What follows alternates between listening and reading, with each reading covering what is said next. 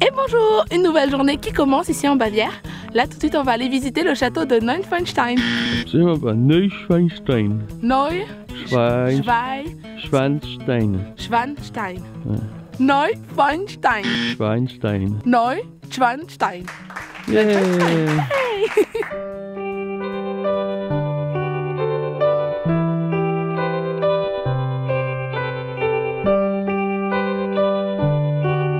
On a une petite marche pour arriver à un point de vue sur le château. Donc c'est le Marienbrücke, c'est un pont.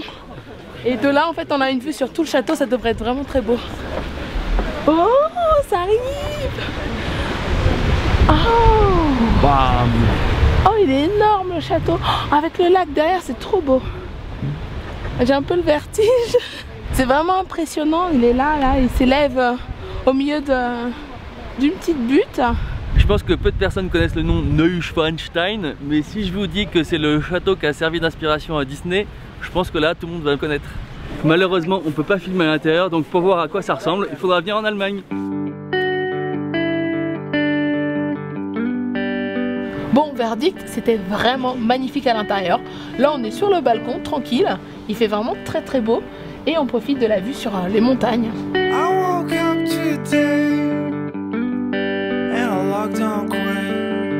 Juste à côté du château de Neuschwanstein, il y a la ville de Füssen.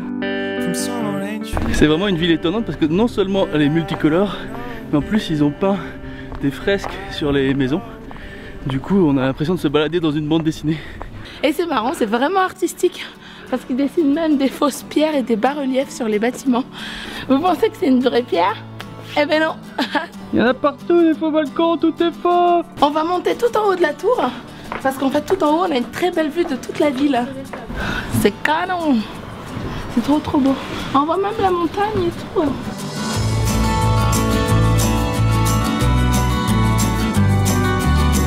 Et après une bonne journée de visite, on finit toujours au marché de Noël du coin à boire un bon vin chaud.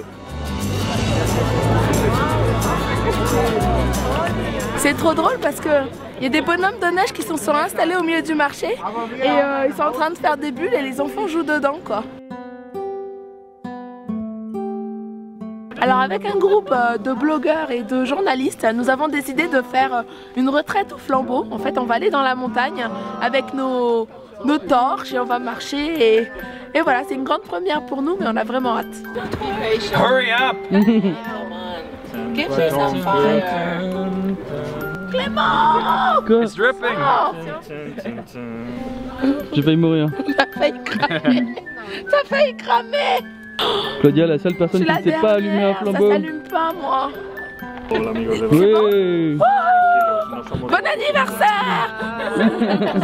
J'ai trop peur du feu en vrai. Mais c'est trop chouette. Je voulais faire Cracheur de feu. Cracheur de feu, mais moi je peux pas. Et c'est classe un peu. Hein. Sauf qu'on est sur le parking encore. On n'a pas encore commencé la randonnée.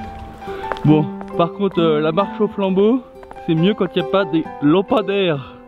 Sinon, l'utilité des flambeaux.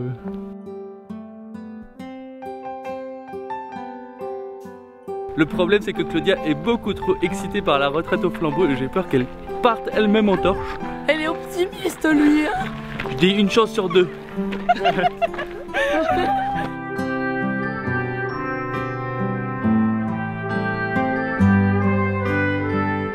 J'ai littéralement pris feu. En fait, il y a le bout de ma lampe, comme je tiens la lampe devant moi, ça s'est renversé sur moi et il y en avait partout sur mon manteau. Mais je vais bien. Ne vous inquiétez pas, je vais bien. On n'est pas encore arrivé à notre chalet, on a traversé une petite forêt. Et le souci, c'est que nos flambeaux arrivent au bout et brûlent nos mains. Alors on est obligé de les jeter par terre et de les écraser pour éteindre les flammes.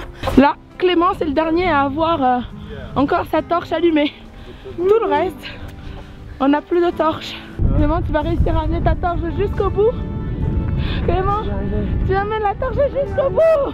Tu l'amènes. Clément, la dernière torche.